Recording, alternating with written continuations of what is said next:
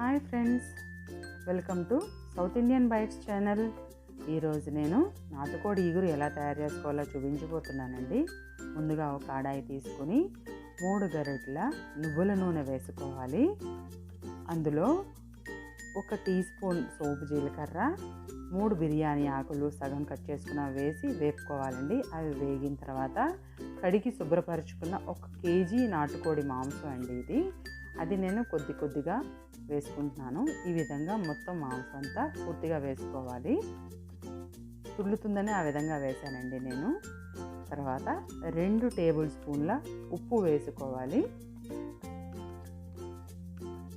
1 tea spoon పసుపు వేసుకోవాలండి. నేను పసుపు కొంచెం ఎక్కువగానే వేస్తున్నాను. ఈ 2 వాటిని కలుపుకోవాలి. కలిపిన తర్వాత 2 టేబుల్ స్పూన్ల అల్లం వెల్లుల్లి పేస్ట్ వేసుకోవాలండి. వేసి వేపి మళ్ళీ మూత పెట్టి తీసి కలుపుతూ ఉండాలి. ఇదంతా మీడియం ఫ్లేమ్లో చేయాలండి.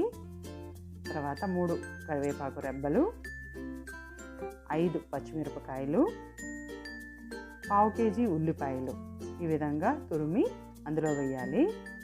1/2 టీ స్పూన్ పంచదార వేసి ఇవన్నీ చక్కగా కలుపుకోవాలండి. ఉల్లిపాయలు తర్వాత వేసినా చక్కగా ఉడికిపోతాయి. ఈ విధంగా స్టీమ్ చేసి ఫ్రై చేస్తూ ఉండాలి. ఇది బాగా వేగింది అనుకున్న తర్వాత 2 టేబుల్ స్పూన్ల కారం వేయాలి.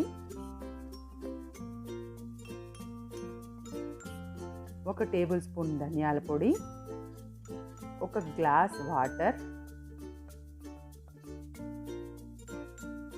2 టీ స్పూన్ల చికెన్ మసాలా. ఇది నేను ఇంట్లోనే తయారు చేసుకున్నానండి. ఇవన్నీ కలపాలి. శుభ్రంగా కలిపి మూత పెట్టాలండి. మూత పెట్టి 1 అరగంట పాటు మనం వీటిని ఉడికించుకోవాలన్నమాట. ఇదిగో చూసారు కదా, ఈ విధంగా ఉడికింది. తర్వాత నేను 1 జాజికాయ, 5 యాలకులు పొడి చేసి వేశాను. మళ్ళీ కలిపి మూత పెట్టి 5 నిమిషాల పాటు ఈ విధంగా చేయాలండి. చూస్తున్నారు కదా, ఈ విధంగా ఆయిల్ తేలేంత వరకు మనం కుక్ చేసుకోవాలి. అంతే అండి, ఎంతో సింపుల్, ఈజీ, టేస్టీ నాటుకోడి ఈగురు తయారైపోయింది.